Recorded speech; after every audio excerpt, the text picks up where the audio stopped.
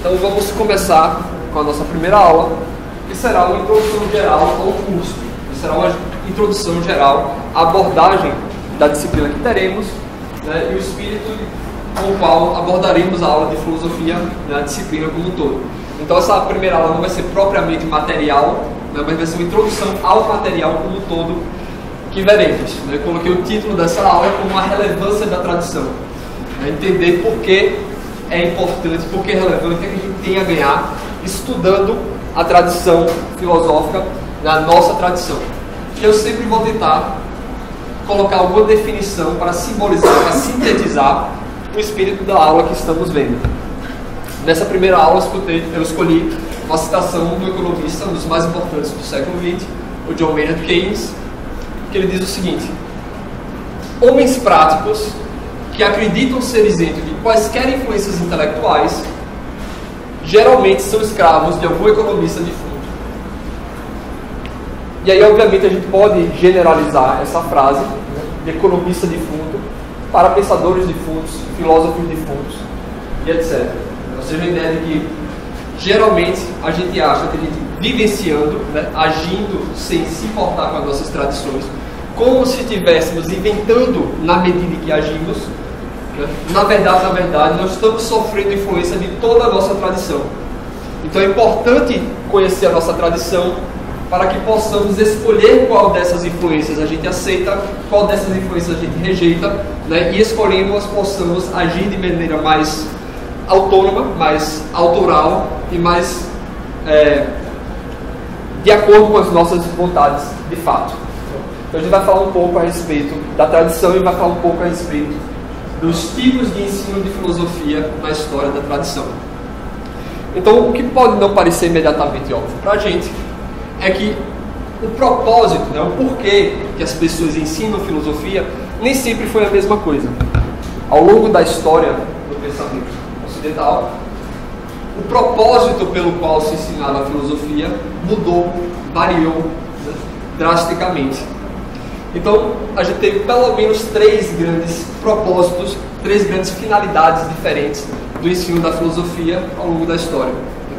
O primeiro dele, né, o porquê se ensinava filosofia aos jovens, né, que remonta desde a raiz do surgimento da filosofia, é que se ensinava a filosofia para transformar as pessoas em filósofos.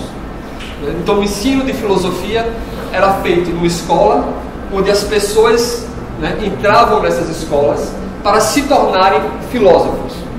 E preste atenção, né, que esse termo de se tornar filósofo é de uma abrangência muito maior do que a gente tem hoje em dia. Se tornar filósofo não é se tornar um professor de filosofia, não é se tornar um profissional de filosofia. A filosofia era entendida como uma maneira de viver. O filósofo era uma pessoa que vivia de uma certa maneira, vivia de um certo estilo. Então as pessoas dedicavam toda a sua vida e dedicavam todo o seu estudo a se tornar um filósofo, né? Assumir, né? Guiados por uma figura de um sábio, eles tentavam se aproximar em seus hábitos, em sua maneira de pensar, em sua maneira de viver, a essa figura do sábio. Então, o primeiro ensino de filosofia, o primeiro propósito do ensino de filosofia era para transformar uma personalidade completa. Obviamente não é isso que a gente vai fazer aqui, afinal de contas não imagino que vocês queiram se tornar filósofos, né? Ao menos não dedicar a sua vida inteira para a filosofia. Então, o segundo grande modelo de ensino de filosofia é justamente o ensino de filosofia profissionalizante. Então, o que acontece? Adiantando bastante na história, né, com o aumento da influência do Estado e com o surgimento das universidades patrocinadas pelo Estado, surgiu-se a necessidade de pessoas capacitadas que fossem ocupar os cargos nessas universidades. Pessoas capacitadas que tivessem uma grande bagagem cultural, cultura filosófica, né, para ensinar essa cultura filosófica para as outras pessoas. Então precisou se formar os profissionais que iriam ocupar essas cátedras no ensino superior. Então o segundo grande modo de se ensinar filosofia era para transformar pessoas em profissionais da filosofia, em professores. Em grande medida é o que a gente faz ainda aí no departamento de filosofia, né, que é justamente profissionalizar as pessoas, dar uma bagagem cultural, né, uma especialização em certos filósofos, em certas ideias, um domínio no linguajar filosófico, um domínio da cultura filosófica e da tradição filosófica, né, para que eles possam assumir esse papel de docência, esse papel profissional. Novamente, não é o que faremos aqui, né, vocês não querem, imagino eu, nem se tornarem filósofos por inteiro, tampouco profissionais de filosofia, professores de filosofia. Então, terceira grande maneira, e a mais recente, é o ensino de filosofia que visa uma mera divulgação geral, uma divulgação superficial do que é a filosofia. Né? É o tipo de ensino que vigora mais atualmente, que é mais ou menos o que se faz aqui. Ou seja, a ideia de você propagar para um público em massa, um público geral, né, as principais ideias, algumas das principais ideias da filosofia, né, para que as pessoas, as massas, tenham uma noção básica de o que é filosofia. Então, com a massificação do ensino, tornou-se possível transformar, divulgar, massificar algumas nuances, algumas concepções de filosofia para o estudante em geral. A propósito, isso aqui é uma série que tem lá no YouTube, né, que são as aulas do professor Michael Sandel, bastante interessante. Eu acho que vocês têm muito a ganhar assistindo essa série. O curso de introdução à filosofia dele, né, chamado Justice, né, Justiça. Tem legendado em português, é bastante interessante. Isso aqui é a sala de aula dele, lá em Harvard. As aulas feitas em auditório, né, eles pegam muitas pessoas por turma. Então a gente vai, de uma certa maneira, ter mais ou menos essa ideia do terceiro tipo de ensino de filosofia, né? Não para tornar vocês plenamente filósofos, tampouco profissionais de filosofia, mas para que vocês tenham uma noção, alguma base, algum fundamento de filosofia para a vida intelectual de vocês. Então, né, a gente focando nesse propósito, né, escolhendo esse propósito, essa finalidade, a gente tem várias formas, várias maneiras de abordar, de tentar chegar a essa finalidade. Tem várias maneiras de se ensinar filosofia. A primeira, mais comum, mais intuitiva, que talvez vocês já viram no ensino médio, é a ideia de você dar um panorama geral na história da filosofia. Então você sai salteando, né, lá desde o surgimento da filosofia, desde o pré-socrático, e sai salteando, né, de filósofo em filósofo, de ideia em ideia, durante essa corrida que vai desde o seu surgimento até os tempos de hoje. Acho que o ponto forte dessa abordagem é que você tem uma visão geral, uma visão panorâmica. Porém, obviamente, o ponto fraco desse é que você fica apenas nessa visão panorâmica. Pior, você fica vendo essas ideias assim soltas, espaçadas, e você não sabe que diabos há de conexão entre elas. Fulano pensou isso, Ciclano pensou aquilo. Sim, mas e por quê? E respondendo a quê? E qual é o conexo entre essas duas opiniões? Então fica assim, bastante superficial e bastante espaço. Então é o problema desse tipo de abordagem. O segundo tipo de abordagem, né, seria, digamos assim, o oposto, o contrário a esse, é você escolher um ponto da filosofia e tentar circulá-lo, né, tentar abarcar esse ponto em todas as suas maneiras possíveis. Esse é o tipo de ensino bastante feito nas nossas disciplinas eletivas. Então o que é que você faz? Você escolhe um pontinho da filosofia, um problema da filosofia, um conceito da filosofia, uma escola da filosofia, e você tenta circular todas as possibilidades de análise desse ponto da filosofia. Então, por exemplo, você pode pegar o problema: será que existe progresso no conhecimento? E aí você vai dar o curso inteiro tentando responder esse ponto: será que existe progresso no conhecimento? Aí você vai ver umas escolas que pensam que sim, outras escolas que pensam que não, várias abordagens. Ou ainda você pode pegar um conceito e tentar cercá-lo. É o que o Michael Sandel faz. Ele pega o conceito de liberdade e vai dar um curso inteiro, né, circulando o conceito de liberdade, como diversas pessoas, diversos filósofos pensaram a liberdade e por aí vai. Ou ainda alguma escola, alguma abordagem, né? Então você vai estudar só os empiristas, né? Você vai estudar só os escolásticos, né? E fica circulando naquilo. Obviamente que o problema desse tipo de abordagem é o contrário. É o contrário da outra, né? Ou seja, se a outra você vê muita coisa assim solta, assim, sabe por quê? O problema é que você fica muito limitado a um único ponto. Você não consegue ver a conexão desse ponto da filosofia com a figura grande, né? Então, só para vocês terem uma noção do quão complicado é o ensino de filosofia, Isso aqui é uma tentativa de mapear, né, ao longo da linha do tempo, as principais escolas e abordagens da filosofia. Então, assim, só de bater o olho a gente vê o nível de complexidade e dificuldade que é você dar um curso de introdução da história da filosofia, né? Basta olhar para isso aqui que a gente vê, né, que é necessário a gente fazer uma seleção, fazer um recorte, fazer uma escolha, né, limitar a nossa abordagem a alguns pontos. Não dá para estudar tudo isso de maneira minimamente razoável em 6 meses ou, sei lá, até um curso inteiro. Então, o que acontece?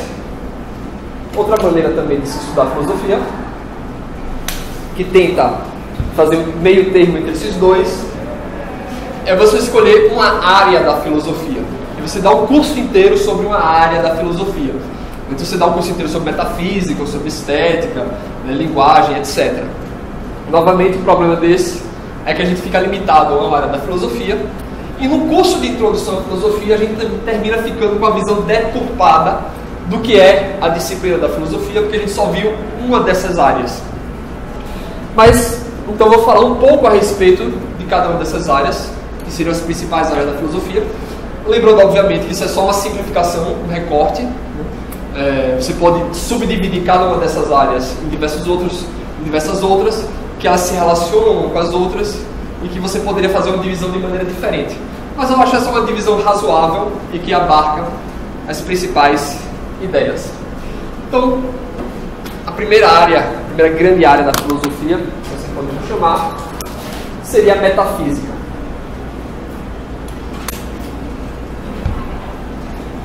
Então, a metafísica está preocupada em entender o que é que existe.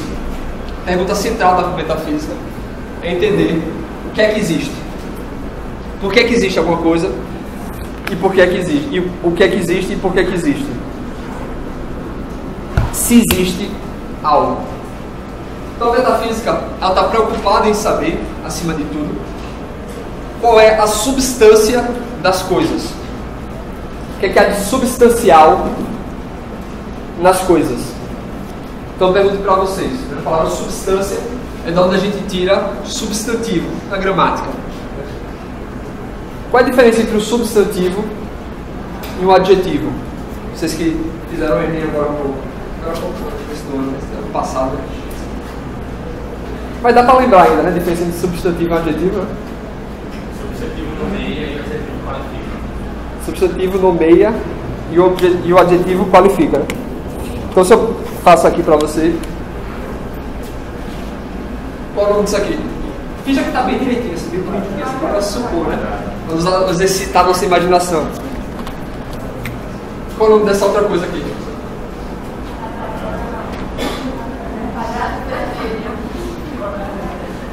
Essas duas coisas são coisas diferentes, não são? Por que a gente dá o mesmo nome para essa coisa e para essa coisa? Elas possuem semelhança. Certo. E por que isso aqui eu dou outro nome? Eu também posso ser alguma semelhança? Mas diferenças são maiores.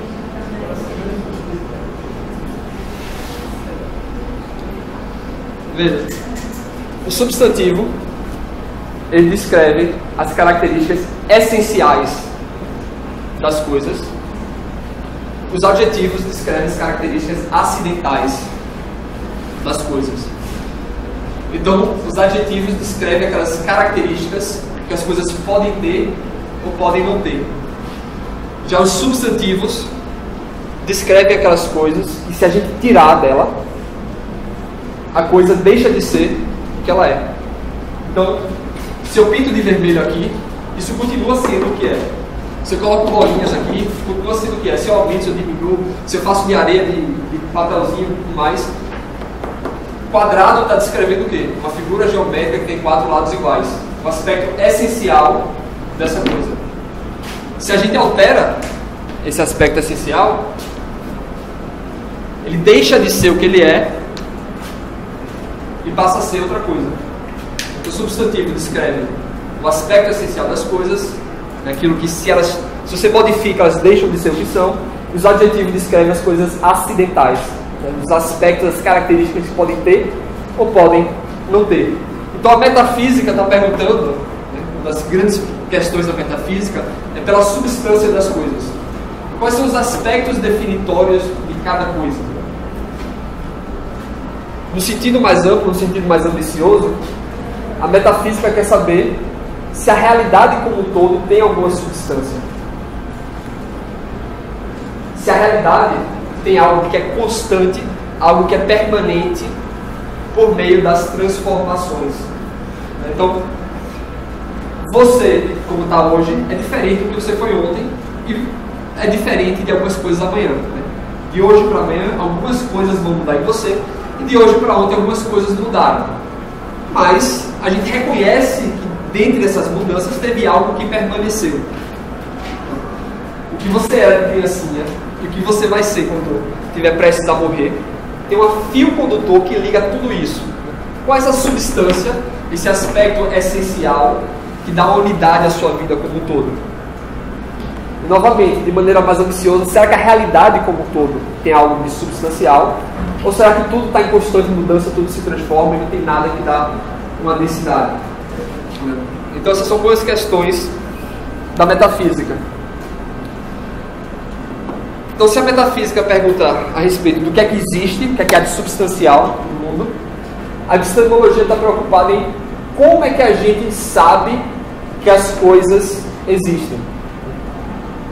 Então, uma das principais perguntas da epistemologia é saber por que critérios a gente divide, a gente distingue uma opinião de um conhecimento.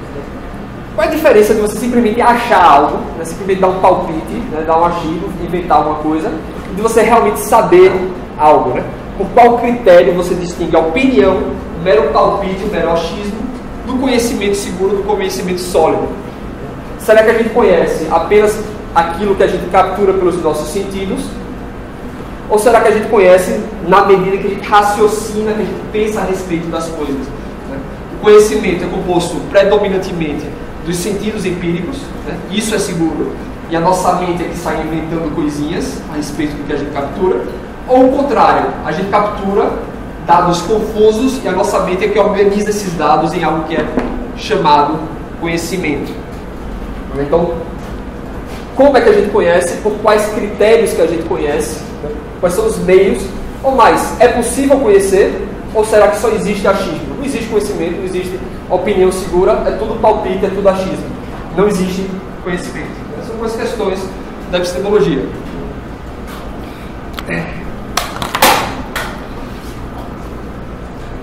Então, o terceiro grande área da filosofia seria a filosofia da linguagem.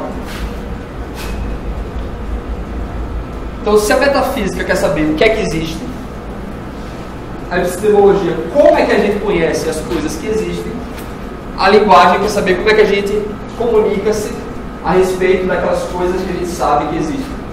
Como é que a gente se comunica a respeito das coisas que a gente sabe que existem. Então, na filosofia da linguagem, está se preocupado em saber quais são os canais comunicativos que permitem com que as minhas experiências, as experiências da minha mente, sejam compreendidas por uma outra mente. Aquilo que eu vi, que eu senti, que eu conheci, etc. Como é que eu transporto isso para a mente de outras pessoas, de maneira que ele também entenda aquilo que eu vi, que eu senti, e etc. O que é que diferencia um signo, um símbolo, que tenha significado, que aponte para alguma coisa, do mero barulho, digamos assim? Por que alguns sons que eu emito para vocês têm significado e outros sons não significam nada? Você fala blá blá blá blá blá blá blá blá blá. Por que isso não evoca nada em sua mente, porém essas outras palavras que eu estou fazendo evocam significado e sentido em suas mentes? Então, a filosofia da linguagem procura entender, né, essa questão da comunicação, dos símbolos, dos significados e etc. Então, essas três primeiras fases, né, metafísica, epistemologia e linguagem, né, a primeira trata a respeito do mundo, a segunda, como conhecemos o mundo, como nos comunicamos a respeito do mundo. A quarta área da filosofia seria a estética. Então perceba que até agora estávamos falando predominantemente a respeito da realidade como tal. Já no campo da estética, nós passamos então a valorizar a realidade. Não é meramente uma descrição da realidade, mas uma valorização da realidade. É a distinção, o juízo de valor que a gente faz a respeito do mundo, dos atos e etc. Que um deles chamamos de belo e outro deles chamamos de feio. Então passa a ter uma valorização, né, do homem perante o mundo. Por que a gente faz essa distinção entre coisas que são belas e coisas que são horrendas, coisas que são feias? De onde vem essa distinção? Será que é algo natural em nós? Será que é algo totalmente construído? Uma mistura dos dois? Será que é algo social? Será que é algo estrutural? De onde é que vem essas distinções que a gente faz entre algo ser valorizado e algo ser desvalorizado? Mais ainda, por que a gente sente a necessidade de ver coisas belas? Por que a gente não simplesmente trata toda a realidade de maneira indiferente? Tudo como se fosse neutro. Por que a gente faz essa valoração? E por que a gente gosta de ver coisas belas? Por que a gente se inclina perante coisas belas? E por que a gente se afasta de coisas que consideramos horrendas? Por que existe isso? Porque a gente não é simplesmente neutro em relação a tudo. E aqui está a grande área da filosofia, seria a ética. Então a ética passa a formular juízos de valor a respeito do comportamento humano. Juízos de valor a respeito do comportamento humano. Distinguimos alguns comportamentos humanos como sendo os bons e outros como sendo ruins. Uns como sendo justos e outros como injustos. Então a primeira grande pergunta da ética seria, existe uma diferença entre estética e ética? Existe a diferença entre estética e ética? Será que quando a gente diz que um comportamento bom é um comportamento justo, a gente não está simplesmente fazendo um juízo de estética, tipo, é bonito fazer isso e é feio fazer aquilo, né? Tipo, eu gosto ou eu não gosto, né? Qual a diferença entre juízos de estética, de preferência, de beleza e juízos de moralidade, né? De ser bom, de ser mal, ser justo ou ser injusto? Se é que há essa distinção. Mas do que isso? Por que a gente faz isso? Por que seguir princípios éticos? Por que simplesmente não fazer tudo que dá na nossa telha? Por que simplesmente fazer tudo que a gente quer fazer? De onde é que vem essa nossa noção de dever?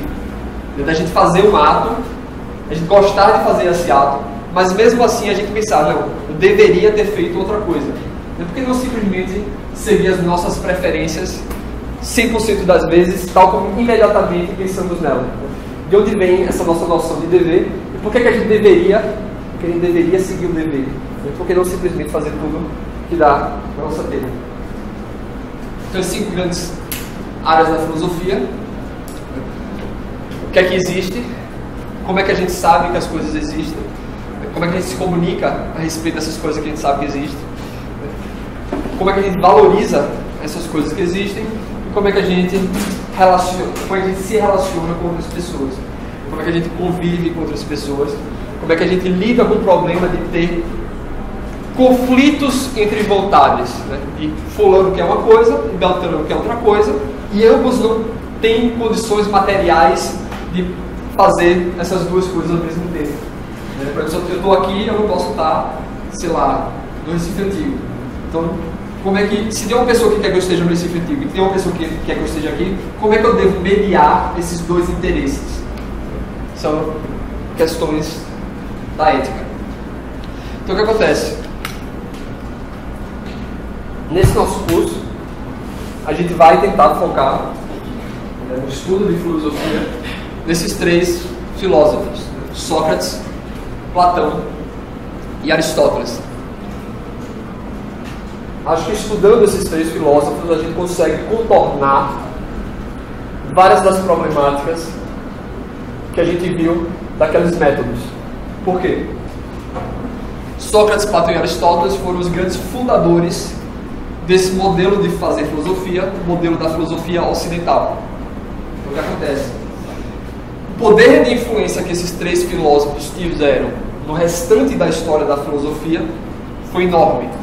Não é à toa que o Whitehead diz que se a gente pudesse, né, simplificar a história da filosofia europeia em uma frase só, diria que é uma nota de rodapé, uma série de notas de rodapé a Platão. Então, estudando Sócrates, Platão e Aristóteles, a gente vai ter um ponto de apoio seguro, a partir do qual a gente pode comparar outros projetos de filosofia. Mais do que isso, sendo pioneiros, esses três filósofos, eles tiveram contribuições relevantes e importantes para todas aquelas 5 áreas da filosofia. Eles trouxeram problemáticas interessantes, problemáticas influentes para todas as 5 áreas da filosofia. Então a gente consegue ter uma noção razoável do que é filosofia em todos os seus aspectos. A gente tem um ponto de apoio para poder comparar qualquer outro projeto e a gente pode aprofundar de maneira razoavelmente, né, nesse estudo, de modo que não fica demasiadamente superficial. Mais do que isso, a gente pode entender o que é que eles estavam tentando fazer, né, a quem eles estavam tentando responder e qual é o panorama cultural no qual eles estavam inseridos. Então a gente pode ter uma noção melhor do que é filosofia a partir dos seus criadores. Então o que acontece? Esse curso estará inserido na noção da educação liberal. Quando eu digo liberal aqui, não tem nada a ver com liberalismo político, tem nada a ver com liberalismo econômico. Liberalismo político e econômico surgiram lá para o século XVIII, em torno do século XVIII. A noção de educação liberal é muito mais antiga do que isso. Remonta ao medievo, remonta a Roma, remonta até Platão. Então, ou seja, a noção de educação liberal tem nada a ver com política, com economia, mas uma concepção muito mais antiga, né, de educação. Então, por que ela recebe esse nome liberal? Liberal, obviamente, vem do termo livre. Então, a educação liberal era porque ela era direcionada ao cidadão livre. Era direcionada, era educação dada, direcionada às pessoas que eram livres, às pessoas que não eram servos e escravos, às pessoas que tinham plenos direitos de participar da vida pública. Né? Então, era uma educação para formar a personalidade de uma pessoa livre. Uma pessoa que não podia simplesmente relegar as suas responsabilidades aos outros. Sendo livre, essas pessoas têm que fazer as suas próprias escolhas. Fazendo as suas próprias escolhas, elas têm que assumir as responsabilidades dessas escolhas. Ou seja, não pode simplesmente relegar a responsabilidade dos atos a um terceiro. Então, a educação liberal estava primordialmente focada nesse sentido, que era para pessoas que iam ter pleno domínio de suas próprias vidas. Mais do que isso, a educação liberal tem um outro sentido, outra acepção, que é contrária, né, inversa, né, à educação técnica. Então a educação liberal se contrapõe à educação técnica, à educação profissionalizante. A irmã Miriam Joseph tem uma analogia que eu acho muito boa a respeito de comparar a educação técnica profissionalizante da educação liberal. Ela diz que a educação técnica é uma educação transitiva, enquanto a educação liberal seria uma educação intransitiva. Então, bora lá, gramática. Qual a diferença entre transitivo e intransitivo? Qual a diferença entre o verbo transitivo e o verbo intransitivo? Vocês fizeram Enem agora, não é possível.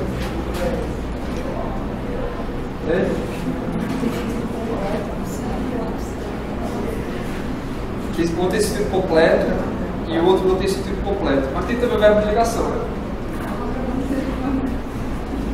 Qual a diferença do verbo transitivo com o verbo intransitivo? Pode ser, pode ser. Mas não estou dentro, tem mal não, as costas.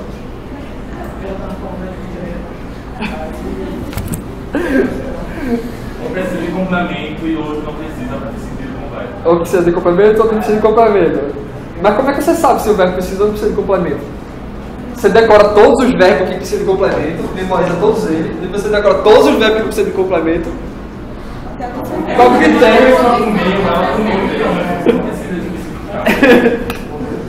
Qual o critério pelo qual uns precisam de complemento e outros não precisam de complemento?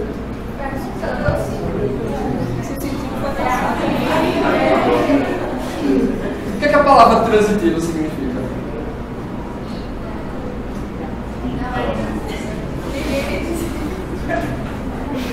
Transitivo de transitar. Trânsito. Vocês sabem o que é trânsito, né? Mora em Recife. O que significa transitar? Locomover-se de um canto para outro, de um canto para o outro. Então o verbo transitivo é um verbo que é um verbo, verbo ação, um verbo ação, uma ação que transita, uma ação que sai de um canto e vai para outro canto. Não é isso? É uma ação que sai de um canto e vai para outro canto. E o verbo intransitivo é uma ação que não sai do canto e fica no próprio canto. Não é isso? Então se você diz assim, Maria ligou,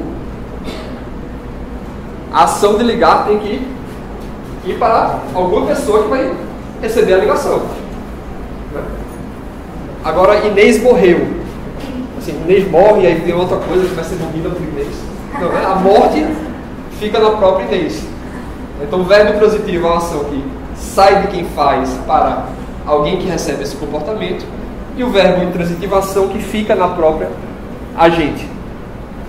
Então, uma educação transitiva é a ideia de que as habilidades, os conhecimentos que você vai aprender, eles estão subordinados à ação que você quer exercer. Então, se você vai estudar, sei lá, engenharia, todos esses conhecimentos da engenharia que você vai estudar estão subordinados àquela ação específica que você quer fazer. Então, você vai estudar na medida em que lhe permite exercer essa ação. Já a educação intransitiva seria a educação que não está subordinada a nenhum comportamento específico. Você não estuda para exercer uma função específica, mas você estuda, você se educa na educação liberal para ter a própria formação da sua pessoa. Ou seja, não vai estar subordinada a atos específicos, a habilidades específicas, mas na própria formação da sua personalidade. É por isso que é uma educação que fica em você e não de uma ação específica que você quer exercer. Então a educação liberal tem essas duas acepções. Primeiro, que é uma educação para formar pessoas livres e responsáveis pelos seus próprios atos. E segundo, porque não é educação subordinada a nenhum ato específico, mas na formação da sua pessoalidade, da sua vida. E aí a gente vive até o dia que a gente não vive mais. Então não está limitado por nada em específico. Então o currículo clássico da educação liberal constituía no trivium e no quadrivium. Então, o trivium seria gramática, retórica e lógica, e o quadrivium, aritmética, geometria, música e astronomia. Então, eu vou falar um pouquinho a respeito deles. Então, o trivium, o grande mistério, é entender por que diabos uma banda com 4 integrantes coloca o nome dela de trivium. Afinal de contas, trivium significa o encontro de 3 caminhos. Ou seja, não faz nenhum sentido. A não ser que eles estejam supondo, eles estão fazendo associação do nome trivium com o quadrivium. Então a banda é trivium, mas os integrantes são quadrivium. Muito bem. Trivium. O início da educação clássica, da educação superior, começava justamente com o trivium. A ideia do trivium é que a gente tivesse um domínio completo da linguagem. O objetivo do trivium é que, através da linguagem, nós possamos estruturar as nossas mentes. Então, o primeiro ciclo do ensino superior constituía no estudo de gramática, de lógica e de retórica. Gramática, no estudo de gramática não era simplesmente decorar a análise sintática, como a gente tende a pensar hoje em dia. O estudo de gramática estava interessado em você absorver a literatura de alto nível, a grande cultura da sua sociedade. Ou seja, você lê os grandes escritores, os grandes poetas, e dominar a linguagem, não apenas em sua estrutura sintática, mas também em dominar o significado das palavras. Saber o que é que essas palavras significam e qual a densidade das palavras. O estudo da gramática visava garantir que as pessoas estão falando das mesmas coisas. Que quando eu vocalizo e eu faço, né, uma frase, vocês entendem aquilo que eu estou falando. O estudo da lógica seria o estudo da organização desse pensamento. Então, primeiro você sabe do que você está pensando, depois você vai estudar logicamente para estruturar as cadeias do pensamento. Então, enquanto a gramática visa garantir que estamos falando da mesma coisa, né, que a comunicação tem sucesso, a lógica visava garantir que essa comunicação tenha em vista a verdade, né, que a gente não está enganando uns aos outros, que a gente não está fazendo falácias, mas que o discurso que a gente faz, né, as conclusões que a gente tira, de fato se seguem das premissas. E por último, o estudo do trivium seria a retórica. Afinal de contas, a gente pode estar falando algo corretamente, falando com a verdade, mas a gente pode estar falando mal, né? A gente pode ter algo sério, algo relevante a falar, mas a gente não sabe comunicar adequadamente e aí a mensagem termina se perdendo. Então, o primeiro ciclo do estudo superior clássico das artes liberais era estruturar a mente do aluno para que ele tivesse o domínio apropriado da linguagem. Só depois desse ciclo de estudos é que ele passava por quadrivium, né, que é o estudo das artes da natureza, né, ou seja, das ciências naturais. A aritmética era o estudo da matemática enquanto a natureza enquanto numerável, quantificável. A geometria é o estudo da natureza enquanto imóvel, né, superfícies, né, densidade, etc. A astronomia é o estudo do movimento. Afinal de contas, né, o movimento que a gente observa na Terra é bastante difuso, é bastante inconstante. Mas se a gente observa o movimento dos astros, dos planetas, eles são constantes. Né? Então o estudo da astronomia era o estudo do movimento. E a música, o estudo da música, né, apesar desse nome, não era simplesmente o estudo de como fazer cover de molejo no cavaquinho. Era o estudo das frações, das proporções da natureza. Né? A natureza enquanto proporcional, enquanto racional. Então, depois de estruturar a mente no trivium, o aluno passava a estudar a natureza, o quadrivium. Né? Mas primeiro estruturar a mente para depois olhar para a realidade. E aí tem essa representação, uma representação, acho que do século XII, que eu acho bastante interessante. Então, aqui você tem nesse círculo aqui as 7 artes liberais. Esse ciclo que representa o conhecimento humano. Então você tem as 7 artes liberais, e no centro das 7 artes liberais você tem justamente a filosofia. A filosofia no coração, no centro dessas 7 artes liberais. Ou seja, você vai estruturar a sua mente, você vai olhar para a realidade em função da busca da sabedoria. A filosofia assumindo o ponto central desse estudo das artes liberais. E aí você tem aqui justamente Sócrates e o Platão. Acho interessante também nessa representação, porque se você observar aqui embaixo, né, você tem os poetas e magos. Né? Ou seja, os poetas estão no limiar, na fronteira entre aquilo que é conhecido, aquilo que é racional, aquilo que a gente apreende, e o desconhecido. Né? Então os poetas são aqueles que ficam naquela fronteira, tentando antecipar, tentando expandir o campo do conhecimento. Então, vou falar um pouco agora a respeito da relevância desse legado cultural. Por que absorver o legado cultural nessa nossa formação da nossa personalidade, nessa formação de quem nós somos, nesse projeto de estudo liberal, de educação liberal? Fala-se bastante, né, do ensino da filosofia para tentar formar um pensamento independente. Eu fico um pouco cético a respeito dessa perspectiva.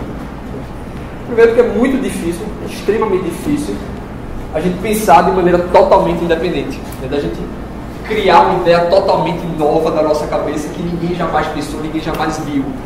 Da gente pensar sem ter apoio em nada. Então geralmente o que acontece, né, das pessoas que propõem o pensamento independente, né, e eu também fico cético, e geralmente as pessoas que propõem pensamento independente, quase todas pensam mais ou menos da mesma maneira. Então levanta um pouco o meu ceticismo. Acho que, na verdade, a gente pensa a partir de uma tradição. Não pode acontecer da gente conhecer essa tradição ou a gente desconhecer essa tradição. Então, na maioria dos casos, de quando a gente pensa que a gente está... Quando a gente acha que a gente está pensando de maneira independente, a gente está pensando a partir de certas correntes de pensamento, mas que a gente simplesmente desconhece. É justamente o argumento do avestruz, né? Você enfia a cabeça no chão e não vê o mundo, e por que você não vê o mundo não existe. Porque você não reconhece, porque você não sabe, porque você não tem ciência das suas influências culturais e intelectuais, você acha que está pensando com sua própria cabeça. Então, o importante de você conhecer a tradição é que a gente possa escolher de maneira mais consciente quais são as correntes de pensamento que a gente acha que devem de fato influenciar o nosso pensamento e quais não, né? Quais a gente deve aceitar, quais a gente deve rejeitar e a partir delas construir outras coisas, né? A partir dela construir outras coisas. Então, de uma certa maneira, esse projeto de conhecer a tradição é um desaculturamento e, por outro lado, um aculturamento. Então, por um lado, a gente vai tentar se desvencilhar, se separar das nossas influências cotidianas. Se a gente vive na inércia, né, as influências que a gente reconhece em nós são apenas aquelas influências que estão em nosso entorno, as influências da nossa sociedade, do nosso tempo, do nosso local. Na medida em que a gente vai estudando a tradição, a gente pode buscar outras referências intelectuais e culturais de outras sociedades, de outras épocas e de outros tempos. Então você pode passar a transformar o seu campo de intuições, de referências, né, do local, do popular, a, né, uma visão mais tradicional. Né? Escolher o que você quer ficar na sua cultura, o que é que você quer complementar, substituir, e por aí vai. Então, é uma ideia, por um lado, de se desaculturar do momento presente e se aculturar, né, se antenar nas nossas raízes intelectuais. Então, o outro aspecto que se fala a respeito do ensino da filosofia é que seria para desenvolver o pensamento crítico. Então, novamente, acho um pouco problemático essa concepção, num certo sentido. Obviamente, o pensamento crítico é extremamente importante, mas o pensamento crítico ele não sobrevive por si só. O pensamento crítico ele não tem, né, substância para existir por si só. O pensamento crítico tem que ser sempre um pensamento crítico de algo, de alguma coisa. A gente sempre tem que fazer o pensamento crítico a respeito de alguma coisa, né? Então, a ideia do pensamento crítico ele precisa ser complementado com a matéria substantiva a partir do qual o pensamento crítico vai operar. O pensamento crítico serve para dissolver, para separar, para desmanchar, mas tem que desmanchar algo, né? Então, se a gente não tem materialidade, experiências de vida, se a gente não tem materialidade cultural e de, né, assuntos sobre o qual a gente vai operar o pensamento crítico, a gente termina não tendo como operá-lo de maneira saudável. Então, o que acontece? A proporção, uma analogia que eu acho muito boa, é de que o pensamento crítico é para a nossa vida intelectual, tal como o suco gástrico é para a nossa nutrição. E a materialidade de experiência, de vida, de cultura, etc., é o alimento. Então, para você ter uma nutrição saudável, você tem que ter suco gástrico, mas você também tem que ingerir alimento, sobre o qual o suco gástrico vai operar. Da mesma maneira, para a gente desenvolver a nossa vida intelectual, a gente tem que ter pensamento crítico, mas a gente também tem que ter substancialidade de experiências de vida e de tradição, né, de tradição cultural. Então, a proporção razoável entre esses dois elementos deve ser uma proporção análoga ao papel do suco gástrico e do alimento para a nossa nutrição. Então, acontece que justamente, muitas vezes a gente se depara com pensadores, filósofos, etc., extremamente ácidos, digamos assim, e a gente se encanta bastante com eles, né? Acontece que geralmente esses pensadores bastante críticos e bastante ácidos, eles têm toda uma bagagem, um legado cultural fortíssimo e grandioso. Então acontece muitas vezes a gente imitar apenas essa superficialidade de criticidade, mas a gente não tem a materialidade que esses filósofos tinham, né? ou tem ainda. Então a gente termina imitando os caguetes, mas a gente não tem a substancialidade que os filósofos tinham. Então é como se a gente fosse nessa competição de bodybuilding, né, e fazendo só as poses, só as formas, achando que só pelas poses e pelas formas a gente está fazendo algo interessante, né? Mas nada adianta essas poses e essas formas se a gente não tem, digamos assim, os músculos para, né, fazer a movimentação de maneira adequada, né? Não basta imitar as formas superficiais, mas temos que ter a substancialidade material também, né, para fazer essas formas. Então, o que acontece, né? Obviamente, adquirir as coisas por experiência é algo extremamente custoso e que demora muito tempo. Então, como é que a gente pode acelerar esse processo de adquirir uma maior cultura, uma maior substancialidade de vida, etc. Então, uma das teorias que eu acho mais interessante, uma das questões que eu acho mais interessantes da ética, da estética, perdão, é saber por que diabos a gente gosta tanto de histórias, de fofoca, de conversa, de novela, de drama, de romance, de filme, de teatro. Por que diabos a gente gosta tanto desses contos, dessas narrativas? E uma das respostas que eu acho mais interessantes vem da psicologia evolucionista. Então, a psicologia evolucionista ela propõe que o quê? Desde tempos remotos, a gente se reúne de maneira social para comunicar, compartilhar experiências pessoais. Então, o que acontece? Se você está começando a caçar, é muito perigoso você simplesmente caçar um leão na doida, né? Porque assim, qualquer errinho que você faz já era game over, né? Mas se você presta atenção nas narrativas, nas experiências que outras pessoas tiveram, você pode, né, a partir dessas narrativas, fazer uma simulação hipotética, no qual você vai se imaginar naquele cenário e você vai simular quais seriam os seus atos naqueles cenários. Então você vai simular várias situações, dentre as quais algumas você vai morrer, virar comidinha rapidinho, outra você vai lutar um pouquinho e outra você vai se dar razoavelmente bem. Então você vai, a partir dessas várias simulações que você fez, descartar aquelas que você morreu e tentar fazer algo razoavelmente mais aproximado com aquelas que se deu bem, né? Então a gente tem digamos assim, um circuito de prestar atenção em histórias, porque a partir dessas histórias a gente consegue absorver materialidade de vida a partir da qual a gente pode agir. Então, é mais ou menos feito lá a ideia do Matrix. Você vai lá, faz o download, escuta a história, faz a simulação e pronto, de repente você já sabe fazer aquela habilidade que você gostaria de fazer. Obviamente que seria ótimo se a gente pudesse simplesmente fazer um download de habilidades, né, instantâneo assim. Obviamente a gente não tem isso. Então o que acontece? Entre o cenário radical e trágico de você ter que fazer pessoalmente todas as coisas, experimentar na pele, e o outro cenário utópico lá de simplesmente fazer um download instantâneo de todas as habilidades, a gente tem a melhor aproximação realista que a gente pode pensar, né, que é justamente os livros.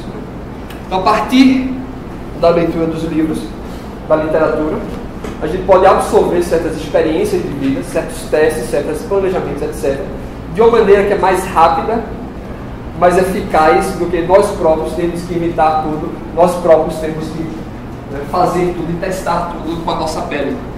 Então, o que acontece? Se você está imaginando que aquele rapaz, que é um cara muito cafajeste assim, ele vai de repente, né, se apaixonar por você e deixar essa vida da vadiagem, da safadeza, da sem-vergonhice, se tornar um exímio namorador, né, assim, bem bonzinho. O que você faz? Você, em vez de testar essa hipótese, você pega lá os romances da Jane Austen, percebe lá, vê o que aconteceu com as pessoas que fizeram isso, e você já tem uma certa advertência de como você pode, né, se comportar nessas situações, né?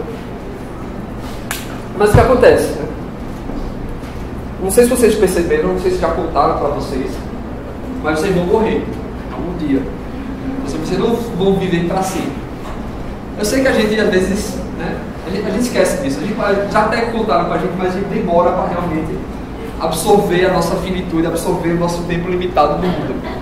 Então o que acontece? Já que a gente vai morrer, não dá para a gente simplesmente sair lendo toda e qualquer coisa de maneira indiscriminada. Porque, né, não dá tempo de ler tudo. Então é necessário que a gente faça uma certa seleção daquilo que a gente vai ler, uma certa seleção do que a gente vai priorizar na nossa construção, na nossa, né, absorção de experiências. Então o que acontece? Isso aqui é um gráfico de distribuição normal. É um dado que diversas distribuições, se você pegar aleatoriamente, por exemplo, altura de pessoas, idade, sei lá, em muitos casos você consegue fazer uma distribuição normal, né? Que é o quê?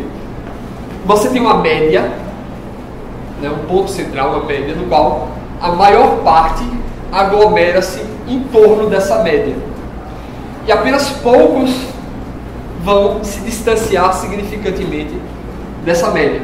Então, uma distribuição normal, né, você tem apenas, sei lá, 0,15% que está, né, a 3 espaços de distância da média. Então, você pega, por exemplo, a altura das pessoas, você dificilmente vai encontrar uma pessoa com 2,15 metros andando pela rua, 2,10 metros por aí vai. A maioria das pessoas que você encontra, aleatoriamente, está orbitando em torno da altura média. Então, dificilmente a gente encontra pessoas que desviam muito para um lado ou muito para o outro da distribuição da média. E esse tipo de distribuição a gente encontra em inúmeras situações. Outro princípio interessante que eu acho na economia é o princípio de Pareto, né, de 80-20. 80-20, obviamente, é uma aproximação, né, mas a ideia desse princípio é o quê? Que apenas 20% de algo é responsável pelo efeito de 80% de algo. Então, vocês já assistiram aquele filme da McDonald's? Não é Fome de Poder, Fome de alguma coisa assim. Então, o que acontece? Os criadores originais da McDonald's, eles perceberam o quê? As lanchonetes nos Estados Unidos, elas vendiam todo tipo de coisa nelas, né? Sei lá, milho cozido, batata assada, não sei o que lá, blá blá blá blá.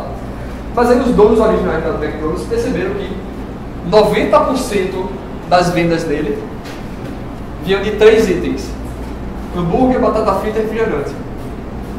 Então o que é que eles fizeram? Eles se livraram do menu inteiro dele, dessas outras coisas que ele vendia pouco, e focaram toda a produção dele naqueles 3 itens que vendiam bastante.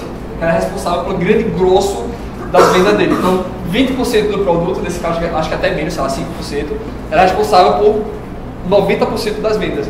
Então, eles tiraram todos os custos, né, de fornecedor, de armazenamento, de ter que ter um cozinheiro especialista que soubesse fazer tudo aquilo, limparam todos esses custos, né, focaram na produção desses 3 itens, de maneira que conseguiram baratear significantemente os custos de produção e atender a mais pessoas. Então, essa distribuição 80-20 a gente conta também em inúmeras situações. Pense, por exemplo, seus amigos de Facebook. Dos, sei lá, milhares de amigos que vocês devem ter, pessoas populares, etc. Quantos deles vocês realmente conversam? Quantos deles você realmente dedica tempo, dedica realmente atenção? Pense, por exemplo, nas músicas que você escuta. A quantidade de músicos que vão lá, fazem uma gravação e colocam no YouTube. A maioria deles, coitado, tem nem 2 views, né? Enquanto você tem uma pequena quantidade de artistas que tem centenas e centenas e centenas de milhões. Pense mais, os próprios músicos que você gosta, você não gosta deles todos igualmente, você não escuta as músicas deles todos igualmente. Tem alguns artistas que você escuta bastante e o resto só de vez em quando. Mesmo entre seu artista favorito, você não escuta todas as músicas igualmente, apenas algumas delas que você bota no repeat direto. Então, esse tipo de distribuição 80-20 a gente encontra em inúmeras situações nas nossas vidas. Então, justamente essa ideia que 80 é responsável por 20 e vice-versa. Então, isso é só uma sobreposição daquela distribuição normal e do princípio Pareto de 80-20. Então, primeiro você vai entender o quê? Que apenas uma pequena porcentagem de obras e de produtos culturais escritos tem um valor que realmente se sobressai perante a média, né? E que esses poucos escritos culturais, eles têm uma grande valorização, né? Lendo esses poucos produtos culturais, esses poucos livros, você consegue ter um grande retorno, né, de experiência de vida, como é que se diz? De assuntos relevantes para a sua construção e sua formação intelectual. Então, o que acontece? Às vezes a gente esquece, né, mas a produção de livros sempre foi algo extremamente caro na história da humanidade. A começar, você tem que ter alguém que que soubessem ler, né, que não era muito comum. Segundo, a produtividade do trabalhador é extremamente baixa, né? Então, para você ter pessoas trabalhando no campo, arando, né, fazendo comida, você tem que ter muitas pessoas dessas trabalhando para suscitar uma só pessoa letrada, né? Então, a produção de uma pessoa letrada era extremamente cara. Mais do que isso, a produção dos livros, né, do material, também era extremamente caro. Então, os livros tinham que ser copiados à mão, um por um, né? Ainda não tinha inventado o Ctrl+C e Ctrl+V. Então, o que acontece? Durante a história, a quantidade de escritos que simplesmente se perdeu, que a gente simplesmente não tem mais acesso, é enorme. Você tinha uma quantidade infinita de pessoas, de escribas, e eles tinham que fazer uma escolha consciente de o que é que eles vão copiar e passar adiante para as próximas gerações. Então, de geração em geração, você teve pessoas que liam o texto, liam os vários textos, e diziam: esses aqui vale a pena copiar e passar adiante. Os outros eu deixo para depois. Tipo aquele negócio, né? Deixa para depois e nunca faz.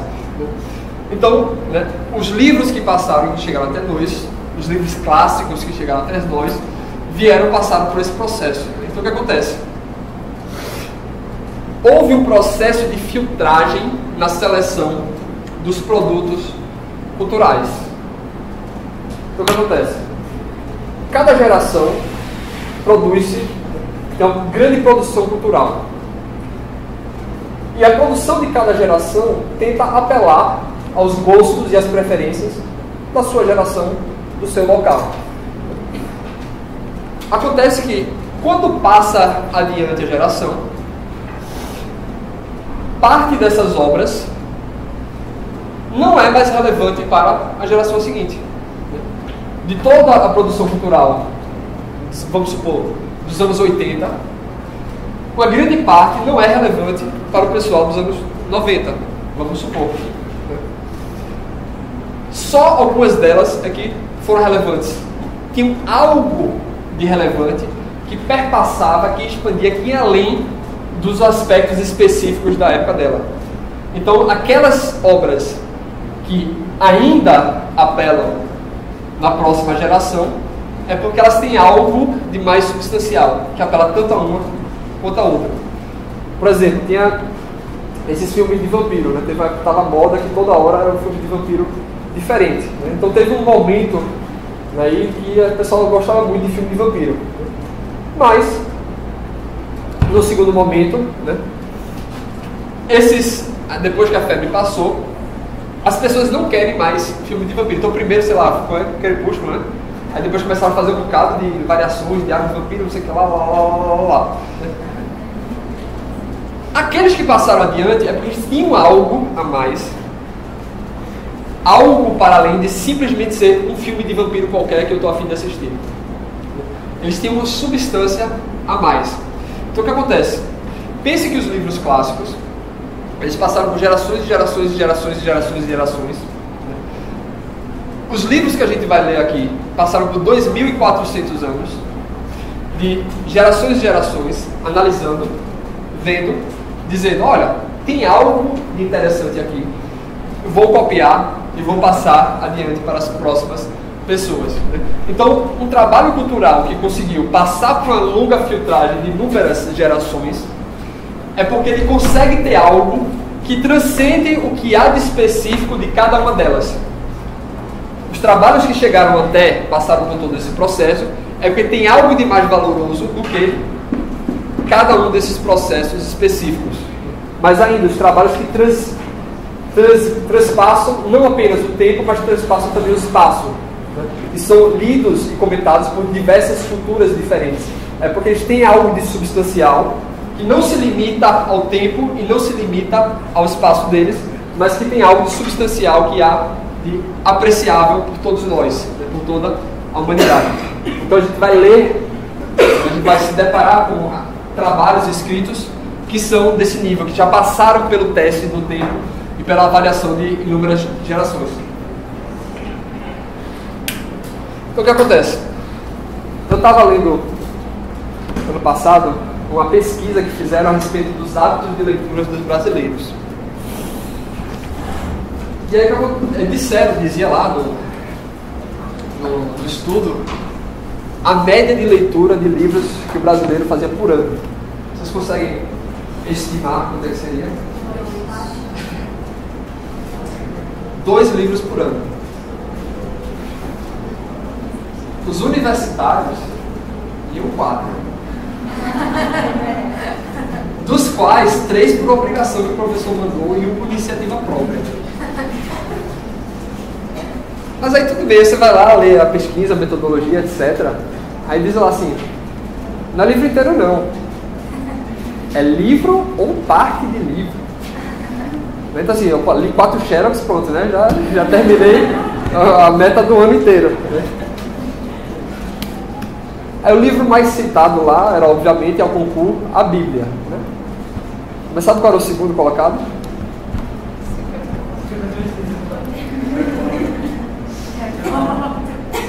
Diário de um Banana. O segundo livro mais citado, Diário de um Banana. Então o que acontece? Eu imagino que o hábito de leitura de vocês está melhor do que isso. Estou partindo do pressuposto que sim. Mas é importante saber que esse é o ambiente cultural no qual a gente vive. Se a gente é melhor do que isso, se a gente lê mais do que isso, a gente tem que ter ciência de que o ambiente no qual a gente circunda é mais ou menos isso mesmo. Entende? Então saber, né, as influências do nosso meio que tem sobre nós. Então, reconhecendo esse problema crônico, né, do hábito de leitura brasileiro, trouxe algumas recomendações básicas, né, algumas básicas, outras menos, para como a gente se deparar com esses textos clássicos, esses textos históricos. Porque não é uma leitura simples, tal como leitura de jornal, leitura de textão de Facebook, etc. Né, são leituras mais complicadas. E muitas vezes a gente não tem experiência em ler esses textos mais complicados. Então o que acontece? A primeira recomendação que eu tenho é aquilo que eu estava falando. Né? Se uma obra desse tipo que a gente vai, né, estudar, ela sobreviveu aos séculos de escrutínio, né, de pessoas analisando, vendo, e realmente isso aqui é importante, isso aqui é valoroso, vou passar adiante. É porque provavelmente, deve ter algo de especial nessa obra. Provavelmente deve ter algo de interessante, algo de fenomenal nessa obra. Então, quando a gente for se deparar com esses livros clássicos, é você tentar encontrar um motivo de admiração. Por que diabos que toda a tradição, que todas as grandes mentes da humanidade pegaram esse livro, leram e disseram, isso é um gênio? Por que eu não estou encontrando, talvez? Por que eu não estou conseguindo enxergar isso? Será que, sei lá, todas as grandes mentes da humanidade, sei lá, Leonardo da Vinci, Einstein, Newton, etc., tá tudo errado ao reconhecer o valor de Platão? Por que eu não estou entendendo? Por que eu não estou vendo isso? Perceba que pode até ser que não tenha realmente nenhum valor, mas tentar pelo menos entender por que as grandes mentes acharam que tinha um valor. Então, se você conscientemente achar uma porcaria, tente pelo menos entender por que as grandes mentes acharam valor nesse livro, nessa obra. Segundo, um aspecto técnico, bem bobo, né? Talvez alguns de vocês já façam isso, é o seguinte, a nossa visão, ela funciona de maneira focal. Então o que acontece? O nosso ponto de visão, diretamente aos nossos olhos, a nossa mente processa 100% da melhor maneira possível. Na medida que o ponto focal vai se afastando, a gente processa menos informações. Nosso cérebro, cerca de 30% da energia do nosso cérebro é usada só para processar dados visuais. Ou seja, algo extremamente exige muito de nós. Então, se a gente tivesse o mesmo dado de processamento que a gente tem do ponto focal do nosso olho, que a gente tem todo o campo de visão, a nossa cabeça tem que ser mais ou menos tipo o cabelo lá de Marge Simpson, sabe? Só de cérebro, só para poder processar os dados visuais. Então, o que acontece? Muitas vezes, se você está perdendo foco, se não entender direito, etc, etc, lá, use o seu dedo, use a caneta, né, use alguma coisa pontual para ir acompanhando o texto, né, porque isso vai permitir que o seu foco de atenção, que o seu cérebro processe melhor os dados visuais que o seu dedo está apontando. Além disso, se você está se perdendo, etc., vocalize, fale, leia em voz alta. Obviamente é para sair gritando na biblioteca, né? Mas fala em voz assim, alta para si mesmo. É um engano nosso achar que a leitura ela é por excelência silenciosa. Durante boa parte da humanidade só se lia em voz alta, não se lia de maneira silenciosa. Eu tenho até anedotas de intelectuais que eram considerados meio bruxos porque liam de maneira silenciosa. Então basta olhar para o papel e já consegue ler. Então, se a gente usa os dedos e a gente vocaliza, a gente começa a dar um aspecto físico para a leitura. A leitura deixa de ser algo meramente, estritamente intelectual e passa a absorver o nosso corpo. Ou seja, você dá um viés físico para a atividade de leitura. Você cria sinestesia, né, do movimento do dedo, né, do movimento da boca, da vocalização, da audição e da leitura. Você envolve todos os seus sentidos na atividade da leitura. O terceiro ponto é o seguinte, eu acho isso extremamente importante. O texto que a gente vai abordar, ele não é o objeto de estudo em si. A gente não vai ler Platão ou ler Aristóteles para se tornar especialista em Platão e Aristóteles. Platão e Aristóteles, eles não escreviam para que nos tornássemos, né, não escreviam para o pessoal de Direito de 2018.2 fazer a prova no final do semestre. Eles estavam escrevendo esses textos porque eles estavam tentando entender a realidade, eles estavam tentando entender o mundo, né?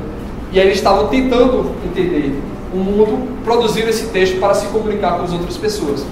Então o objetivo de ler o texto de Platão e Aristóteles não é se tornar especialista em saber o que Platão e Aristóteles falou. Em última instância, é para que a gente possa olhar para o mundo tal como Platão e Aristóteles olharam para o mundo. Então os textos que a gente vai abordar são um meio para o mundo e não um fim em si mesmo, não é isso? Mas a gente está tão acostumado a fazer aquelas análises de texto, né? Ser treinado em fazer análise de texto, saber... As provas da Enem é bem assim, né? Responda o que o texto que acabou de... Né? Responda o que esse texto que você acabou de ler disse, né? Mais ou menos assim. Não é isso que a gente quer fazer em última instância, né? É olhar para a realidade e entender melhor a realidade. Né? Então, a recomendação seria justamente você não fetichizar o texto, né? Não fetichizar o texto, não objetificar o texto como se fosse uma coisa em si própria. O próximo ponto é justamente, né, focado nessa tentativa de não fetichizar o texto, é o seguinte, né? No primeiro momento, você tentar absorver o que o autor está tentando lhe comunicar, compreender o que ele está tentando lhe comunicar, e só depois disso é que você passa para a etapa crítica da análise do texto. Então é bastante comum a gente querer já chegar na voadora depois de estar lendo alguma coisa. Já chega querendo atacar, criticar e etc. Ou seja, a ideia é o quê? Primeiro você absorve, entende o que ele está compreendendo, o que ele está tentando passar, e depois disso a gente passa para a etapa crítica, para a etapa, né, de ataque, de discordância e por aí vai. Porque se a gente já chega com o espírito de crítica, é bastante comum a gente cair no erro de criar espantalhos. Ou seja, você distorcer as palavras, distorcer os objetivos do que o texto, do que o autor está tentando comunicar, e você distorcendo, você cria um Frankenstein da tese dele e fica mais fácil para você criticar. Então, se a gente primeiro absorve, primeiro inspira e depois transpira, a gente tem uma chance melhor de realmente estar lidando com as ideias do autor, em vez de simplesmente impondo deturpações na ideia do autor.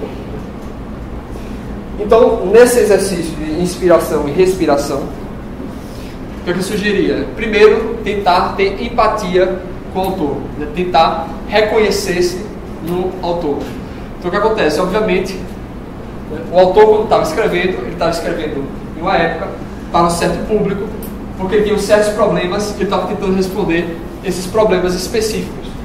Então, a gente tentar imaginativamente se identificar com esse autor para saber, né, usar a imaginação para tentar conceber quem era esse autor, né, o que é que motivava esse autor, por que ele estava escrevendo, o que é que ele estava tentando resolver, o meio cultural no qual ele estava inserido e etc.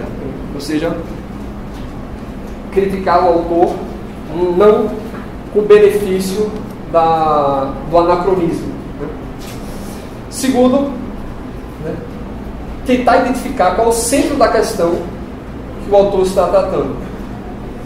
E aí, se possível, tentar atualizar e adaptar essa questão em referência às nossas experiências. Então, o que acontece? Às vezes o autor ele vai formular uma tese, etc., que parcialmente é razoável e parcialmente é meio cabeludo. Então, você tentar identificar o ponto central daquilo que ele está tentando resolver. A partir desse problema central, você pode preencher com experiências da nossa época, experiências da nossa vida, experiências do nosso tempo. Não materializar o artigo, o problema dele como se fosse uma coisa só, mas achando o ponto central da problemática dele, tentar adaptá-la a nós. Então, saber se há algo de útil, né, para a nossa formação ou para a nossa compreensão do problema. E aí, né, se a gente, depois de absorvido, se a gente encontra discordância com o autor, né, tentar reconhecer em que nível a gente discorda com o autor, né, onde que o autor errou, em que parte. Então, o que acontece? Às vezes, o autor comete erros por problema de conhecimento. Às vezes, falta ao autor alguma informação que você tem acesso. Às vezes, falta ao autor conhecimentos científicos, materiais históricos, que ele não tinha como ter na época que ele estava formulando esses problemas. Então, para você discorda do autor, mas você discorda porque você tem a vantagem de ter herdado facilmente todas as informações relevantes para esse problema que o autor não tinha. Então você pode discordar com o autor porque ele não tinha a informação que você tem. E aí talvez se o autor tivesse essa informação, a opinião dele seria diferente, a proposta dele seria diferente. Outro ponto, você pode discordar do autor porque ele cometeu um erro de raciocínio, um erro de lógica. Ou seja, a própria estruturação do argumento do autor é uma estruturação errada. Ou seja, ele tem acesso ao conhecimento suficiente, mas ele não soube articular esse pensamento de maneira adequada. Já é o erro mais grave. Mas é o que acontece. Pode ser que você tire de benefício desse autor, né, as informações que ele traz. Então, tudo bem, esse autor ele trouxe diagnósticos relevantes para mim, mas ele não soube articular. Então, a partir dos diagnósticos que ele trouxe, talvez eu possa articular essas informações de outra maneira que eu chegue numa informação mais relevante para mim. E por vezes, o argumento do autor está incompleto. Então o que acontece? Às vezes, o autor está pressupondo algumas informações que não estão explicitamente postas em texto. Então a gente tentaria complementar essas informações imaginativamente. Então, justamente, todos os autores eles escreviam para um certo público e ele pressupunha que esse público estava familiarizado com algumas coisas. Ele não vai ficar repetindo obviedades para as coisas que as pessoas já sabem. Então, eles tentam, por vezes, pode haver um desencontro, né, com o que o autor está falando, porque a gente não tem informações que os autores pressupunham que a plateia tinha.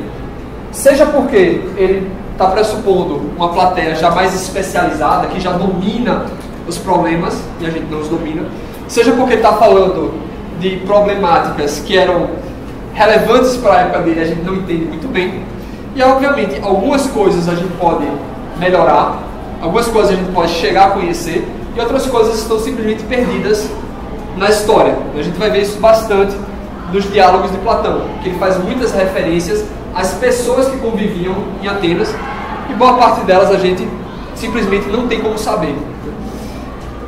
E por último, né, justamente, apesar de eu discordar com esse autor em algum desses pontos, em algum desses níveis, será que é possível a gente aproveitar algum dos outros?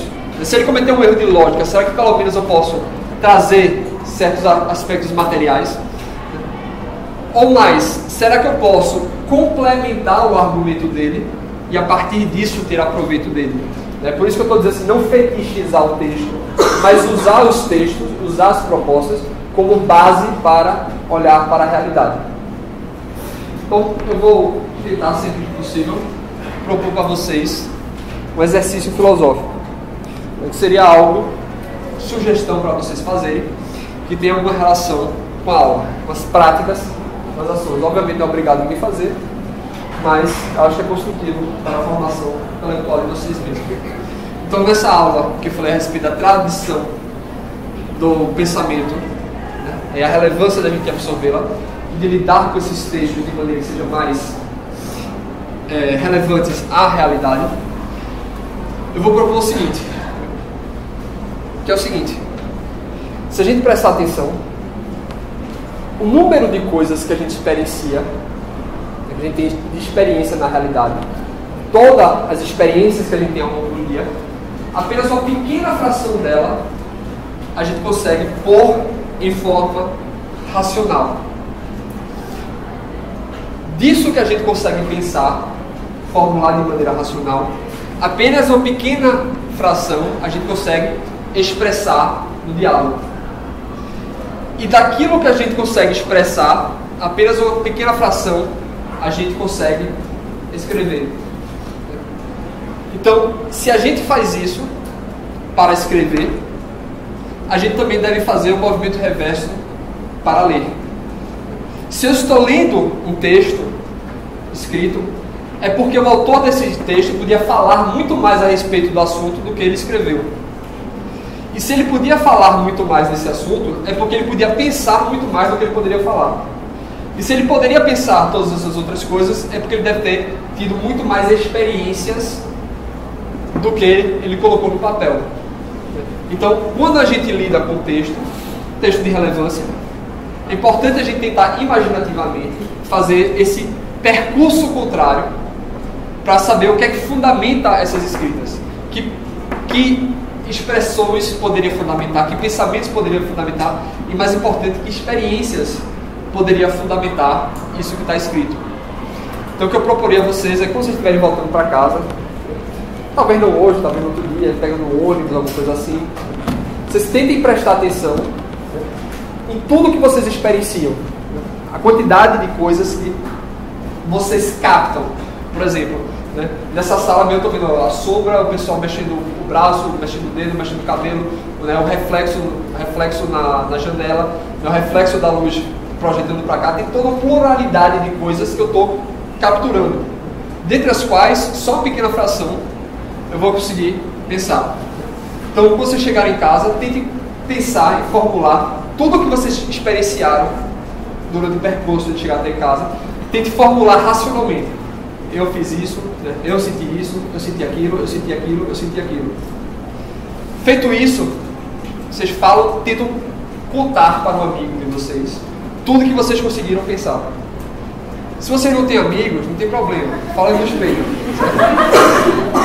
Se vocês não têm amigos com os quais vocês se sentem confortáveis para falar todas as coisas que passam na cabeça de vocês, né?